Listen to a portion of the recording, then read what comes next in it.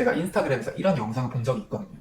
강아지가 자기 집 앞에서 이제 목줄 차고 이제 좀 집 앞을 지키고 있는데 갑자기 사자가 왕 하고 나타나가지고 갑자기 이제 강아지가 깜짝 놀라는 그런 영상이었었어요. 그래서 와 이거 진짜 큰일 났는데? 라고 하면서 보고 있을 차에 사자가 갑자기 툭툭툭 치면서 가라 약간 이런 식으로 하는 거예요. 그래서 뭐지? 사자도 좀 이제 강아지한테 연민이 생겼나? 하면서 생각할 차에 갑자기 강아지랑 사자가 카메라 앞에 와가지고 퍼큐를 날리는 거예요. 이걸 보면서 느꼈죠. 아 이거 AI였구나. 제가 유튜브에서 좀 재미있는 영상을 봤었거든요. 이게 어머니의 1인칭 사연 같은 형식으로 좀 이제 풀어나가는 영상이었었는데 본인이 키우던 아들이 이제 결혼을 하고 결혼 이후에 며느리와 아들이 본인의 삶을 좀 이제 무시를 했다, 하대를 했다. 그래서 본인이 직접 이제 꾸린 재산을 바탕으로 밖에 나가서 혼자 살기로 했다. 그런 내용이었었어요. 그러다가 나중에 아들이 찾아와서 죄송하다라고 사죄를 했는데 아 이제 그냥 괜찮다. 난 내 삶을 찾았다. 그리고 나도 행복하다. 더 이상 이제 누군가를 위해서 희생을 하고 싶지 않다. 그런 좀 이제 해피엔딩으로 끝난 내용이었었어요. 어떻게 보면 이제 그 영상 자체가 50대, 60대, 70대 분들이 좀 이제 보면서 카타르시스를 느낄 만한 그런 소재이기도 하죠. 근데 그 영상이 좀 이제 얼마나 잘 될까라고 생각을 했었는데 좀 많이 잘 되더라고요. 이게 영상이 제 기억상 4개월 전의 영상이었었는데 조회수가 130만 회가 넘었었던 걸로 기억을 합니다. 근데 심지어 영상의 퀄리티가요 그렇게 좋지 않았어요.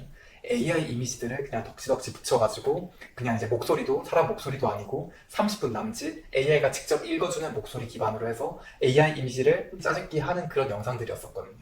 근데 최근에 보니까 시니어 용품이라고 해서 실제로 그 이제 50대에서 70대 분들을 타겟으로 보는 영상들을 좀 이제 만들고 좀 더 막장 드라마 같이 좀 이제 그런 흔하지만 되게 좀 이제 믿을 만한 그런 이제 좀 도파민이 느껴진 서사들 있잖아요. 그쪽에서 좀 수익화를 내시는 분들이 좀 있으더라고요. 근데 이제 그걸 보면서 와 이거 시니어를 대상으로 뭔가 콘텐츠를 만들어야겠다 라고 생각을 하는 것보다 이거는 60대 70대들을 이제 타겟으로 한 영상뿐만 아니라 얼마든지 개인이 영화를 만들 수 있는 시대가 오지 않았나 라는 생각이 듭니다. 그래서 제가 여기서 영감을 받고 그런 영상을 만드는 프로그램 하나 만들었어요. 이게 프로그램 이름이 롱폼 크리에이터 생성기였던 걸로 기억을 하는데 사용 방법은 그렇게 어렵지 않습니다. 그냥 보시듯이 캐릭터 생성 버튼 한번 누르고 거기서 내가 만들고 싶은 캐릭터 그냥 입력하고 만들어 달라고 하면 캐릭터도 만들어주고요. 그래서 이 친구 이름을 김민수라고 친다면 김민수가 커피숍에서 공부하는 사진 만들어줘 라고 했을 때 여기에 맞는 장면도 생성을 해주기도 하고요. 뭐 굳이 민수가 아니더라도 민지를 만들어서 민수랑 민지랑 같이 커피숍에서 공부하는 이미지 만들어줘, 민수랑 민지랑 싸우는 모습 만들어줘 라고 해도 꽤나 잘 만들어주는 그런 것도 이제 충분히 할 수 있게 됐습니다. 그렇게 해서 내가 거기 챕터별로 맞는 것들 이미지를 만들다 보면 캡컷이나 프리미어 프로 같은 곳에서 컨텐츠를 만들어다가 쓸 수 있겠죠. 그런데 AI로 이미지를 뭐 만들고 합성을 시키는 건 누구나 좀 이제 할 수 있는 영역 같아가지고 전 좀 기획적인 영역을 좀 추가를 시켰는데요. 이게 챕터를 단순히 만드는 게 아니라 내가 직접 시나리오를 쓰지 않아도 AI가 직접 시나리오를 쓸 수 있게끔도 이제 디자인을 하기도 했습니다. 예를 들어 민수가 첫 면접을 가는데 거기서 나오는 막장 드라마를 찍어줘 라고 하면 거기에 맞는 설정들을 찍어주기도 하고 뭐 도파민 포인트라던가 새로운 등장인물이라던가 기본적인 스토리 여기서 좀 상세한 시나리오를 써달라 라고 하면 더 상세한 대본이나 멘트까지 싹 다 써줘버리는 그런 거를 만들기도 했어요. 스토리를 지금 좀 일시정지해가지고 보시면 아시겠지만 퀄리티가 상당히 괜찮습니다. 이게 되게 특별해 보이고 대단해 보이시죠? 근데 전 이걸 만드는데 거의 한 반나절 정도가 안 걸렸던 것 같아요. 딱 그냥 하루 정도 딱 집중하니까 이 앱이 만들어졌었거든요. 제가 개발자냐 전공자냐 물어보신다면 전 개발자도 아니고요 전공자도 아닙니다. 하지만 저는 무엇 하나를 잘 쓸 수 있죠. 바로 AI입니다. 오늘의 주제이기도 하죠. AI 어디서부터 도대체 시작을 해야 될까 싶긴 하지만 정말 그냥 얘기를 한다면 거의 귀에 피날 때까지 제가 그냥 밤샐 수 있을 자신이 있거든요. 근데 막 이렇게 다 나열을 해서 이제 말씀드린 것보다 제가 떠오르는 에피소드들을 좀 이제 말씀드리는 방식으로 해서 편하게 막 이제 머리 쓸 필요 없이 그냥 몇 빼고 들을 수 있게 말씀드린 게 좋을 것 같아요. 제가 AI랑 첫 인연이 된 게 아마 2011년에서 2012년 정도였던 것 같은데 그때 GPT의 3.5가 정말 세상을 많이 바꿨었죠. 아마 제가 GPT를 처음 썼을 때 이제 물어봤었던 게 이거일 거예요. 내가 국밥집에 가서 국밥을 시켰는데 주인집 아주머니께서 나한테 이제 그 국밥을 던지셨어. 그럼 내 기분이 어떨까? 라고 물어봤거든요. 이게 사실 지금 봤을 때 당연히 GPT는 답을 해주겠죠. 근데 저한테는 되게 도약 같았어요. 왜냐면 엄밀히 말해서 이전까지는 이런 것들을 사칙연산이나 기계적으로 처리할 수 없었잖아요. 가치 판단이었잖아요. 근데 만약 여기서 기분이 나빴어요 라고 한다면 기계는 더 이상 플러스 마이너스 나누기 곱하기가 아니라 국어와 수학이 통합이 되는 그런 순간이라 생각했었거든요. GPT는 아마 3년 전에 이렇게 답했을 겁니다. 기분이 나쁠 수도 있겠어요. 근데 이제 거기서 제가 하나 더 물어봤어요. 야 내가 국밥집에 갔다? 근데 국밥이 10만 원인 거야. 10만 원 냈어. 근데 아주머니께서 진짜 국밥도 많이 주시고 이것저것 그냥 최선을 다해서 서빙해 주셨거든. 근데 내 기분이 여전히 나빴어. 왜 그럴까? 라고 물어봤어요. 그 당시엔 전 그게 더더욱 어려운 문제라고 생각했었거든요. 서비스도 원활하게 가져가는데 10만 원이면 야 근데 그 값보다 넌 만족을 못할 수도 있었겠다라는 매우 논리적인 연산을 해야 되잖아요. 이거는 제가 대학생 때 파이썬 배웠을 때 절대 못했던 그런 영역이었었거든요. 근데 GPT는 그걸 보면서 근데 이제 그게 서비스가 출중해도 가격이 10만 원이면 그 값을 못했다고 생각할 수도 있겠다 라고 말을 하더라고요. 그거 보면서 이거 세상을 바꿀 수도 있겠다 라고 생각을 했었던 것 같습니다. 근데 그때는 GPT가 문제가 참 되게 많았어요. 한글로 500자 정도만 하기만 해도 얘가 고장이 나기도 했고 말을 좀 더 늘리기만 해도 얘가 넉통이 되기도 하고 그랬었거든요. 그게 토큰 이슈라고 하는 것 때문인데, 토큰이란 게 우리가 이렇게 뭐뭐 해줘 이거 알고 싶어 라고 하잖아요. 그러면 GPT는 이 인풋을 받은 것들을 연산을 하고 얘가 무엇을 원하나 어떤 것들을 답을 해줄까 라고 생각을 하는 그 과정에 토큰을 소모합니다. 결과를 내는 그 과정에서 이것들을 연산하기 위해서 그 모든 총체적인 과정에서 토큰이란 연료를 소모를 해요. 지금은 토큰이 10만 토큰 이상 처리를 할 수 있어가지고 책 한 권을 입력을 할 수도 있는 수준까지 되었지만, 그런데 GPT 3.5가 제 기억상 2048인가 4096 토큰밖에 안 됐었거든요. 말 그대로 그냥 한글로 4문장, 5문장만 치게 되면 얘가 먹통이 되고 그랬었어요. 그래서 4096 토큰밖에 제한이 되지 않았을 때 제가 10만 토큰까지 처리할 수 있는 AI 모델을 개발을 하기도 했었거든요. 근데 그걸 얘기를 하면 또 너무 이야기가 길어지니까 그냥 얘는 진짜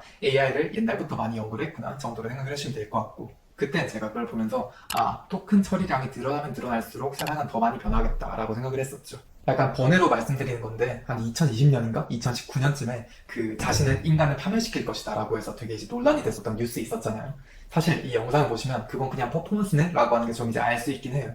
왜냐면 2011년에서야 드디어 토큰 처리할 수 있는 양이 4096밖에 안 됐었으니까. 인간을 파멸시킬 것이다 라는 것들을 판단하기 위해서는 4000 토큰, 8000 토큰이 넘는, 어떻게 보면 그 인간 데이터들을 다 학습을 한 상태에서 그 결론이 나와줘야 되는데, 얘한테는 유튜브 1분조차도 학습을 못 시킨 상태였을 텐데 얘가 어떻게 나는 인간을 파멸시킬 것이다 이걸 또 이제 말을 하겠어요. 이것도 사실 뭐 파인튜닝을 했다 이런 식으로 또 이제 반박을 할 수도 있긴 한데, 통계적으로 가능성을 따졌을 때 이 토큰의 역사를 알고 있으시다면 2011년에 우리가 학습시킬 수 있는 데이터의 양은 1000글자 내외였다. 그러면 이전에 AI한테 이렇게 학습시켰더니 이런 것들을 얻어냈다. 그런 것들을 보면 주가 등반을 위한 이제 그런 이제 프로파간다일 수도 있겠구나. 그런 것들이 보통 구분이 되기도 합니다.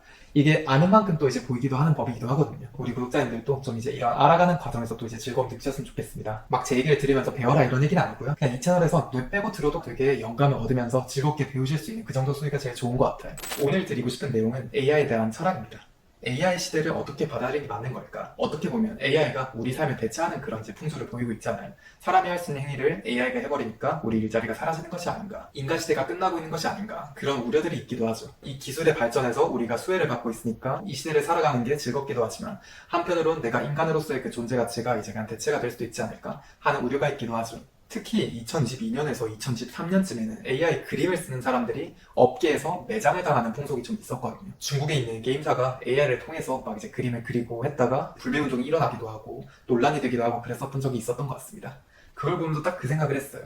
옛날에 사진기가 처음 발명이 됐을 때, 그때 카메라가 나온 순간 그림쟁이들은 끝났다 그런 것들의 얘기가 풍조가 되게 심했었어요. 우리들은 한순간에 그 정적인 풍경을 담아내는 게 우리 역할인데, 근데 이제는 이걸 셔터를 그냥 누르기만 하면 이게 다 담기네? 우린 그림을 왜 그리는 거지? 라고 하는 이야기들이 있었거든요.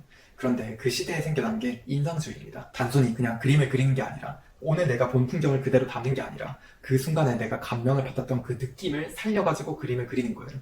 그 원상태의 그림을 그대로 그리지 않더라도 내가 강조하고 싶은 부분, 혹은 그 색이 더 도드라지게 한다면 어떻게 도드라지게 만들지, 그런 것들을 강조를 해주는 거죠. 고의 별에는 밤이라던가 뭉크의 절규라던가, 어떻게 보면 본인의 느낌, 추상적인 개념들을 표현하는 그런 기법들도 생기게 됐었고요. 제가 그냥 이걸 말씀드린 이유가, 풍경을 담고자 하는, 그 순간을 담고자 하는 그림 그린 사람한테 아직 추상주의나 인상주의 같은 개념이 정립이 되지 않았다면 얼마나 사진기의 발명이 공포스럽겠어요. 하지만 결국에는 그들은 대체되지 않았죠. 그들의 표현 방식, 그들의 자아를 표현한 방식으로 인해서 특색을 갖출 수 있었습니다. 전 그래서 똑같이 AI로 그림을 그릴 수 있다라고 해서 기존의 그림을 그린 사람들이 대체되는 게 아니라고 생각을 해요. 오히려 그 기술을 통해서 어떻게 더 그림을 빨리 그리고 내가 표현하고자 하는 것들을 더 명확하게 표현하느냐, 도구로서 사용하게 된다면 더 그 깊음을 추구를 할 수 있겠죠. 뭐 일본 같은 경우에도 AI 도움을 받기보다 직접 작가 팀을 꾸려서 한 땀 한 땀 그림을 그리는 그 장인 정신을 발휘하기도 하는데 여기서 결국에는 선택인 것 같습니다. 어떤 것들을 선택을 할지 이 과도기 속에서 이 도구를 사용하느냐 마느냐 이제 그거는 개인의 선택이죠.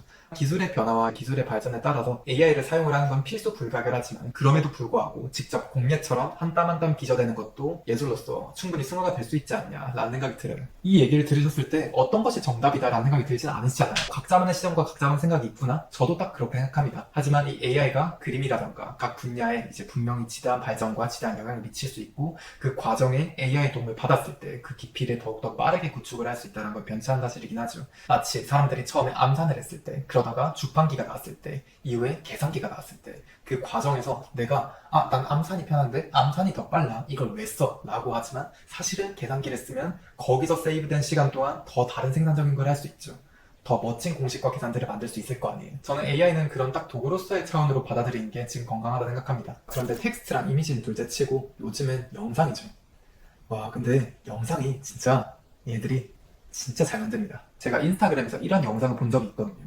강아지가 자기 집 앞에서 이제 목줄 차고 이제 좀 집 앞을 지키고 있는데 갑자기 사자가 왕 하고 나타나가지고 갑자기 이제 강아지가 깜짝 놀라는 그런 영상이었었어요.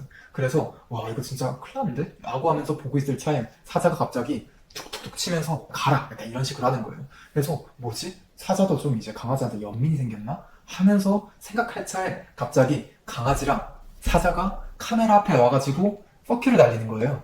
이걸 보면서 느꼈죠. 아 이거 AI였구나. 2년 전까지만 해도 윌 스미스가 파스타 먹는 영상이라고 해서 진짜 사람들이 막 조롱하고 그랬었거든요. 어떻게 AI가 지금 사람이 찍는 그런 영상들이나 실물을 담겠냐. 사진도 똑바로 못 만드는 거. 그런데 이제는 구글의 베오3나 아니면 챗GPT의 소라2로 해서 누구나 정말 실사 같은 영상들을 만들 수 있게 됐죠. 그리고 이제 사람이 작성을 하고 영상 만들면 실물하고 구분할 수 없는 영상이 만들어진 시대가 되었습니다. 이번에 챗GPT에서 소라2 어플리케이션 만들었었잖아요. 어플리케이션 받고 들어가는데 되게 충격적인 영상이 나오더라고요. 스티븐 호킹 선생님께서 서커스를 하고 있는 영상이었어요. 근데 이렇게 해서 이 슬라이딩을 샥 하고 올라가는데 공중제비를 하다가 사고가 나서 머리통이 박히는 그런 영상이었었거든요. 근데 저는 이제 당연히 그때는 소라2랑 어플리케이션에서 보고 있으니까 AI 영상인 걸 알고 있긴 하지만 이게 진짜 소라2에서 만들지 않았다. 스티븐 호킹이 생전에 이런 서커스를 했다. 이번에 미방연군이 이제 개봉이 됐다. 라고 한다면 전 그걸 분별할 수 있는 능력이 없을 것 같은 거예요. 그 다음으로 제가 봤었던 영상이 집 안이 콜라로 싹 다 뒤덮였었고 이제 살려주세요 도와주세요 라고 했는데 막 이제 거기서 멘토스가 떨어져서 집이 막 폭발하는 영상이었었는데 물론 비현실적인 상황이었으니까 그냥 재밌게 이제 봤었는데 와 진짜 이게 실제랑 구분이 안 되더라고요. 자 그럼 여기서 재밌는 건 재밌는 거고 신기한 건 신기한 건데 여기서 철학적인 질문 하나가 좀 떠오르더라고요. 여기서 더 이상 AI가 만든 컨텐츠와 인간이 만든 컨텐츠가 구분할 수 없게 된다면 그때부터는 죽은 인터넷 이론이 활성화될 수 있지 않을까? 라는 생각이 들었습니다. 인간이 만든 컨텐츠랑 AI가 만든 컨텐츠랑 구분이 될 수 없는 시점까지 온다면 사실 어떻게 보면 한 사람을 사이버 세상 매트릭스에 가둬놓고 AI가 컨텐츠 무한 공급해주고 그 도파민으로 살아가게 만들 수도 있는 거잖아요. 통속의 뇌처럼. 근데 이런 고민을 제가 이번에 처음 한 건 아니고요. 옛날부터 했었습니다. AI가 점점 더 발전을 해서 텍스트, 이미지, 동영상 그리고 로봇까지 발전하게 되면 그런 자아나 생각들도 모방할 수 있는 시점까지 오게 될 텐데 그 시점에 나의 존재를 어떻게 인식하는 게 맞을까? 그런 생각들을 했었는데 거기에 대한 답이 이제 나만의 스페셜리티를 찾자라는 생각이었어요. 아까 제가 인산주의를 비율에 들어가지고 말씀드렸던 것처럼 제가 지금 20년 넘게 이 삶을 살아가면서 갔던 여행들이나 추억들이나 그런 것들은 어떻게 보면 매우 긴 토큰이잖아요. 그래서 삶의 채색이 많으면 많을수록 AI에게 대체가 되게 어렵겠다라는 생각을 했습니다. 그래서 그 뒤부터 제가 고등학생 때부터 공부하지 못했던 그런 것들을 참 많이 공부를 했어요. 역사, 미술, 과학, 뭐 이제 사회과학 그런 것부터 시작을 해서 코딩 그런 좀 이제 문화의 영역까지 물론 그 학습을 제가 AI를 통해서 도움을 받긴 했지만 적어도 그런 교양들이 쌓인 시점부터 나만의 경험들이 쌓인 시점부터는 AI가 쓴 글과 제가 쓴 글이 구분이 되기 시작하더라고요. 결론은 진 여부를 판별할 수 없는 시대에 우리가 어떻게 살아갈 것인가 라는 것이었는데 결국 제가 말씀드리고 싶은 건 스페셜리티를 찾아가는 게 맞다고 생각합니다. 여행 많이 가고 사람들이 이야기도 많이 보고 결국에는 이 모든 과정들이 나만의 필터를 쌓아나가는 과정 나만의 체색을 쌓아가는 과정이라고 생각합니다. 구독자분들의 애칭을 지금 고민을 하고 있습니다. 5년 전에 제가 유튜브를 좀 이제 중단을 하긴 했었을 때 그때도 구독자분들의 애칭을 뭘로 할 수 있을까라는 고민을 되게 했었거든요. 그때 제가 생각을 했었던 게 부품이었어요. 그냥 이제 제가 뒷멋이니까 좀 이제 함께한다 라는 공동체적 의미에서 부품이라고 말했는데 그게 공동체적 의미는 아닌 것 같은 거예요. 그래서 좀 딴 게 없을까? 라고 고민을 하다가 3년 전쯤에는 나사로 생각을 했었습니다.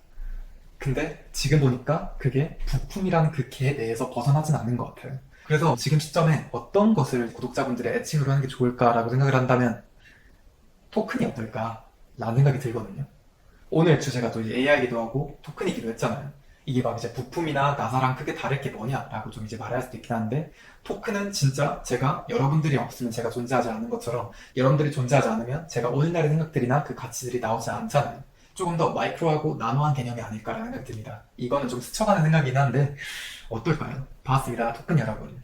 봤습니다. 여러분보다는 확실히 조금 더 귀여운 느낌도 있고 괜찮은 것 같긴 하거든요. 뭐 그거는 차차 고민해보는 걸로 하고 제가 입맛에 맞는 방향으로 해보도록 하겠습니다. 자, 오늘 영상 여기까지 하도록 하겠습니다. 잠깐이라도 이렇게 인사를 드리게 되고 또 이제 소통을 해서 참 즐거웠고요. 댓글들도 하나하나 보면서 여러분들의 생각을 보는 즐거움으로 또 하루를 살아가고 있기도 합니다. 그러면 또 이제 다음 영상에서 뵙도록 하겠습니다. 행복한 하루 되시고요. 오늘도 수고 많으셨습니다.